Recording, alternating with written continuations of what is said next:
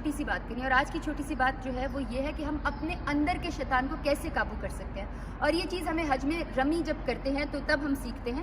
رمی ہم کیوں کرتے ہیں؟ جو 3 شیطان ہیں اس کی کیا ہسٹری ہے؟ ویسے تو آپ نے بہت زیادہ سنی ہوگی، لیکن میں چاہوں گی کہ ایک دفعہ پھر آپ میرے منہ سے بھی سنیں اور مجھے بھی صدقہ جاریہ ہو اس کا. حضرت ابراہیم علیہ السلام کا تو آپ کو پتہ ہی ہے کہ ان کو اللہ تعالیٰ کی طرف سے ایک دفعہ حکم ہوا تھا، تو وہ اپنی بیوی ہاجرہ اور اپنے بیٹے اسماعیل کو چھوڑ کر آ گئے تھے جہاں پر ہم صحیح کرتے ہیں صفا اور مروہ کے درمیان. وہ ایک الگ سٹوری ہے.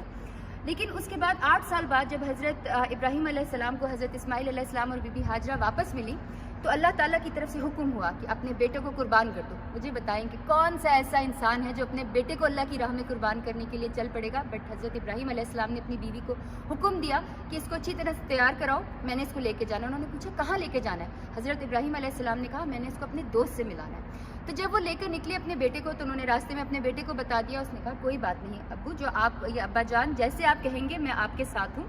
اور اس وقت شیطان حضرت بی بی ہاجرہ کے پاس ہے اور اس نے کہا تمہیں پتہ ہے وہ تمہارے بیٹے کو قربان کرنے کے لیے لے کر جا رہے ہیں؟ تو حضرت بی بی ہاجرہ نے بولا کہ میرے جو شوہر ہیں وہ اللہ کے نبی ہیں، وہ جو کچھ کر رہے ہیں وہ بالکل ٹھیک کر رہے ہیں. خیر جب وہ لے کر آئے تو شیطان ان کو 3 جگہ پر ملا. جیسے ہم شیطانوں کو دیکھ رہے ہیں کہ جمرات اولا، جمرات عقبہ اور جمرات وسطیٰ. وسطیٰ جو ہے وہ درمیان والا ہے.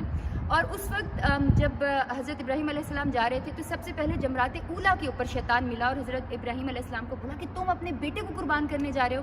تو تب حضرت جبرائیل علیہ السلام نے کہا حضرت ابراہیم علیہ السلام کو کہ آپ یہ کنکریاں اٹھا کے 7 دفعہ اس کو مارے. انہوں نے مارا، وہ غائب ہو گیا. پھر وہ آگے گئے تو جمرات وسطیٰ کے اوپر دوبارہ شیطان آیا، انہوں نے دوبارہ 7 کنکریاں ماری. پھر وہ آگے گئے تو شیطان دوبارہ آیا اور اس نے دوبارہ سے ان کو بہکانے کی، ورگلانے کی کوشش کی. تو حضرت ابراہیم علیہ السلام نے 7 کنکریاں دوبارہ ماری.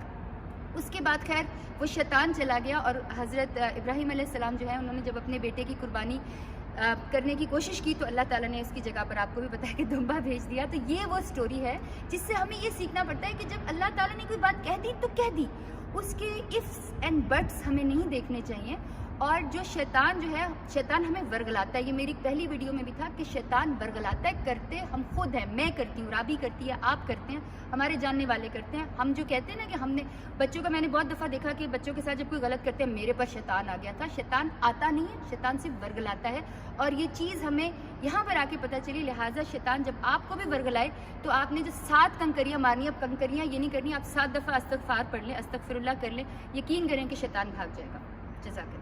جب میں دیکھوں عمل کو اپنے کچھ بھی پاس نہ میرے، جب میں دیکھوں کرم ہے مجھ پہ بے حساب ہے تیرے، جب میں دیکھوں عمل کو اپنے کچھ بھی پاس نہ میرے، جب میں دیکھوں کرم ہے مجھ پہ بے حساب ہے تیرے. تو رحیم بھی ہے، تو کریم بھی ہے، تو ہی خالق مالک میرا. تیرے در پہ جو بھی آتا ہے